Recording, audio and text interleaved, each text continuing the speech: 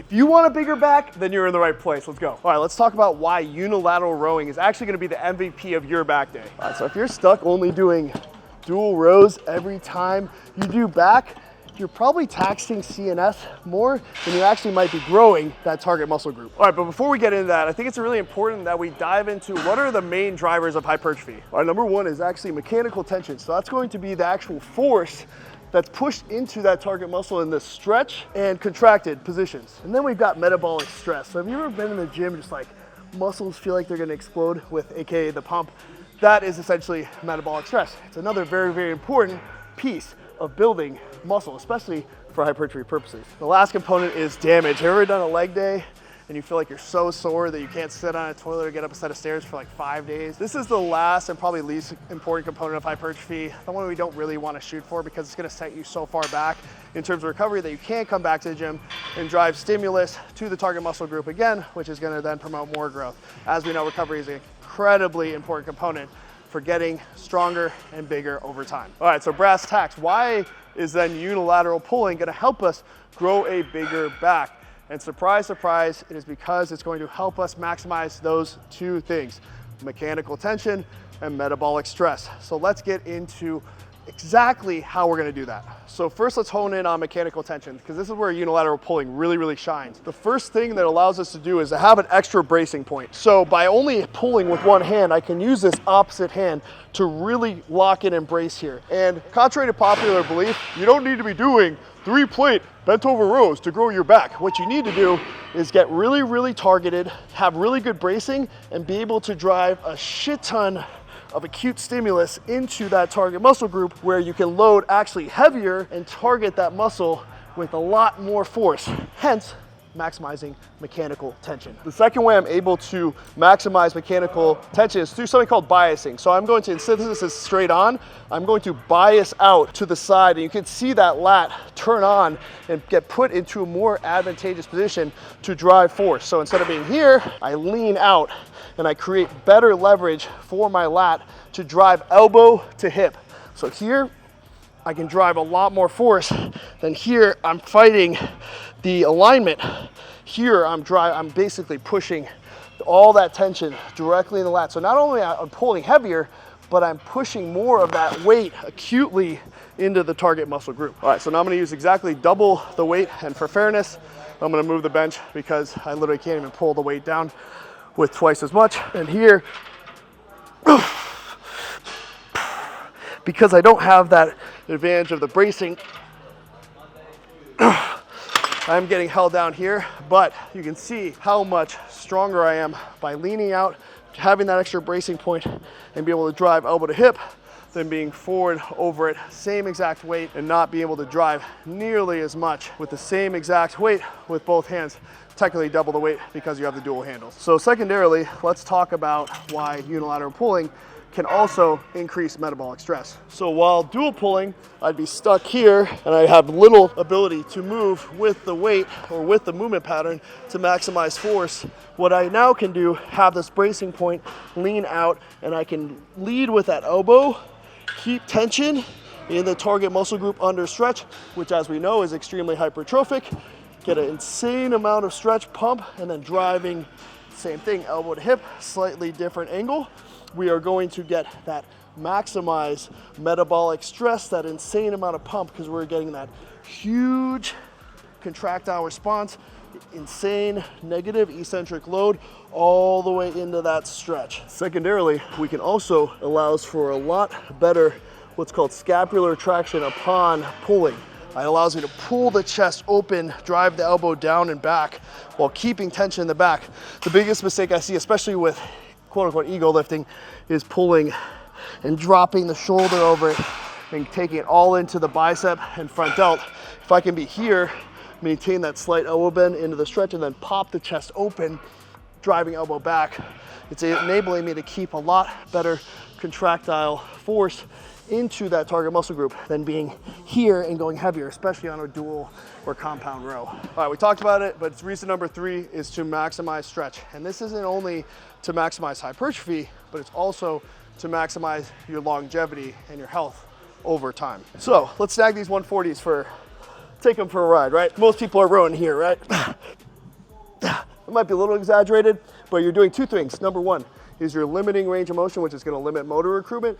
And number two, you're training in that shortened position over and over again, which inevitably, when you get forced into a lengthened position, you fall, or you're playing a sport, you're much more likely to get injured. So what we want to do is the opposite. We want to train to maximize not only the mechanical tension, but the durability of our muscles over time.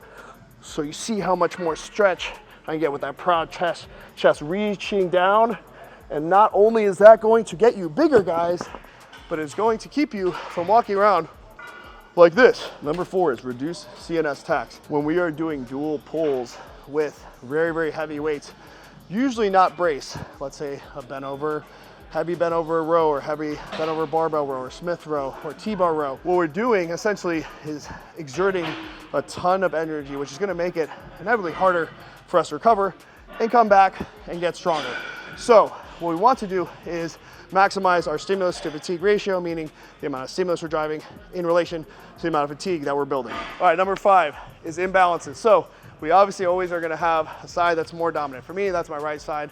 My right pulling is always stronger than my left pulling. So what I always like to do is try to match my left in terms of reps, the same amount of weight, same form as my right. And what I've seen over time is my right used to be a little dominant, and now it looks completely symmetrical. So as you know, in bodybuilding or in life in general, it's so good to have that symmetry. So if you have a major imbalance, you'll see it in bodybuilding. Someone get docked really, really severely if they have a leg that's a little smaller than the other one, or a back side of their lats. Even Wesley Vissers was being docked for one of his lats being more dominant than the other. This is one of the guys with one of the best backs in the world. All right, so now that we've covered the why, let's get into the how. I'm gonna cover some of my favorite unilateral pulling movements for you right now. Let's go. So each of these movements is specifically designed to maximize that mechanical tension and metabolic stress for different parts of your back. All right, first one is gonna be the cable bench supported row from a low position. And look at me, rolling a bench around. It's not hard, guys. That took me about 4 seconds to get this in the cable. Number 1 comments on my videos: Bro loves his cable fucking bench setups. Yeah, I do, because they're really effective. So let's get this first one. All right, cable height. I like to shoot this not all the way to the bottom, about a foot off the floor. For you guys using metric, I have no idea, but look it up. Weight, probably pretty heavy. You want to be shooting for anywhere between 6 and 10 to 12 reps. Little caveat to that, do not lift with your ego. If your form is not perfect, you're not getting good stretch, good scapular retraction, the weight is not gonna matter because you're not gonna be driving stimulus to the target muscle groups. So since I've been unilateral pulling for quite some time now, and my back is pretty strong, what I want to focus on is dropping that elbow, biasing out like we talked about. So instead of being here, bias out, drop that elbow, reach with the elbow. So I don't want to go completely straight arm, because you see how that stretch goes right into that rear delt and rhomboid. Watch the lat turn on here. See how the lat turns on? I'm stretching through the lat and then driving elbow to hip. Keeping nice postural integrity, chest open, big stretch through the lat. So I'm not here. Again, lat is on, engage, biased out, elbow to hip. Do not worry about going like to the hand behind you, because all that's doing is performative. If you're trying to do this back here, you're rolling the shoulder over it, it's all bicep and front delt. Pop chest open, stretch lat, elbow to hip. Slow eccentric, milk it, milk it, milk it. Big, big, big, big, big, big, big. Drive. So, biggest form cues. Lead with the elbow, elbow to hip. What we're targeting here is really through that low lat, that spinal erector, and some of that really, really nice meaty part of through that mid lat. And because you are braced, you don't have nearly as much CNS tax, and you can drive an immense amount of load. I'll show you an immense amount of load. That's why I can't be here. Can't film this type of stuff. But yeah, immense amount of load. All right, second movement, unilateral pull from a high position. Look at me go. Rolling the bench over. 3, 4, 5, 6. Get out of the way, bottle. Get out of the way, HTLT. All jokes aside, best supplements in the game, HTLT. I'm on 6 capsules of Turk Builder to get you guys out the best quality video for today. Now we are going to be getting through upper lat, technically a little bit of rhomboid, and teres, which is kind of that muscle right on the armpit that if somebody digs into it, it feels like you wanna, if you have a massage therapist has touched this, it feels like you wanna punch them in the face. That's what we're targeting here. So what I'm gonna do here, drive this foot forward. Same thing, leading with the elbow. I am dropping in, big squeeze.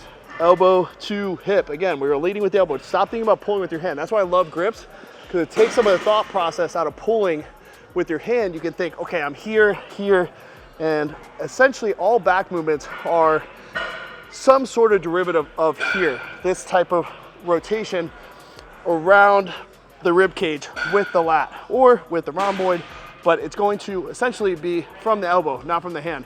The hand is just a conduit. So what I do is drive elbow to hip, bias out, slow eccentric, lean into the stretch. Lean, lean, lean, lean, lean.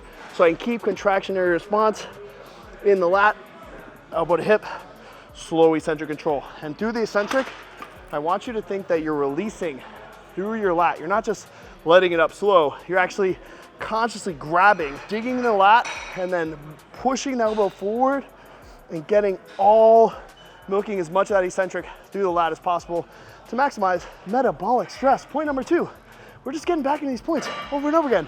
And guess what? Those things, they build muscle. Third exercise is going to be a plate loaded upper back row. So almost every one of you guys is gonna have some sort of hammer strength arsenal, some sort of variant, even a plate loaded machine that looks somewhat like this. Essentially, the force curve is going from low to high. You're gonna be more upright on these. So I'll show you how to set up, but look, the amount of plates I need, this is so much harder for me than the cable work I do. 5 plates, like, come on. This is not even an argument. I just have to sit here. Load 10 plates. This is so much harder than dragging a bench. I know for a fact my top working weight is 4, maybe 4 1/4 with dual, but with singles, lo and behold, I can load it heavier with more mechanical tension. Surprise, surprise. And the reason for that is because I'm able to get better leverage. I have less CNS tax because I can drive stimulus into one side and then the other.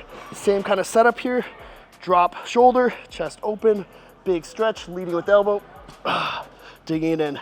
I can get a ton of leverage by pushing this foot into this plate or that little pin right there. Elbow to hip, slow eccentric load, leading with the elbow, chest nice and open, keeping tension in the lat, driving through. As you can see, a ton of stimulus and just way less fatigue than I would if I were to have dual 5 plate. And one of the bonus points, I have so much better eccentric control, meaning I get a better negative, more blood flow. And getting back into point number 2, metabolic stress. Here we go again. More metabolic stress, more hypertrophy, more growth. And the hardest part of this stupid workout today is going to be moving all 5 of these plates to this machine. So we're going to do a low row from a low position. We're going to stagger stance, and we're going to target more mid-back, lower lats. Terrific exercise. Kind of a bitch to put so many plates on, but I'm just joking around. I think that the most important thing is going to be the efficiency of your exercise. So if it takes you an extra 30 seconds to set it up, it's way better than getting lazy on your exercise selection just because you don't want to set something up. At the end of the day, we're here to make gains. We're not here to leave gains on the table. Oh, hi there. Phil always picks the most interesting angles to start with. He's like, I'm gonna start here and move around. I'm like, all right, what I'm gonna do is plant foot forward. I'm gonna plant this hand here. I'm gonna grab into this arsenal. Has this nice kind of like tri-handle so you can kind of pick. I'm gonna go kind of this pronated bias kind of hand, palm to the floor so I can really dig that elbow to hip. Nice stretch, drop down, tucking that elbow into the side. Slow eccentric control, nice long stride so I can keep the tension out of the lower back. If I get too narrow on it, I'm gonna start pulling lower back here. Stay nice and open, chest proud, big stretch, lead with the elbow, drive through. And I can tell you for a fact that 5 plates dual, just being locked into this pad here, is going to feel not nearly as much stimulus, tons of fatigue in the sense of pushing. This is one thing that people never talk about. If you have a dual row heavy, you're pushing your rib cage into a pad with 10 plates. Aerobically, that sucks. You're not gonna wanna go slow on your reps or get a good stretch, because if I'm here getting choked out by 10 plates, I know for a fact I'm not gonna go for that stretch. I'm probably not gonna go for a negative. I'm gonna try to shoot through these reps as fast as possible. I feel like I can breathe again. So I like the ability to move again ergonomically, really get to dig through that target muscle group, less fatigue because I'm taking some of the emphasis out of my lower back, out of bracing, literally the best of all worlds. And that is it, boys and girls. So if you wanna maximize your back day, biggest thing I wanna implore you, do not take a compound or dual pulls out of your workout. What I'm saying is stop sleeping on unilateral pulling. I have so many people like, oh, I only like to do dual pulls. I'm like too lazy. I'm like, okay, people complain about not having the physique they want, but then they're literally not willing to do the work that necessitates growing or giving yourself a novel stimulus, which, surprise, surprise, also drives hypertrophy. So if you guys are loving workouts like this, please subscribe to my channel. Hit that bell notification. It means the world to me. I love having you guys here. And please comment below with what you'd like to see more of. I will see you on the next video.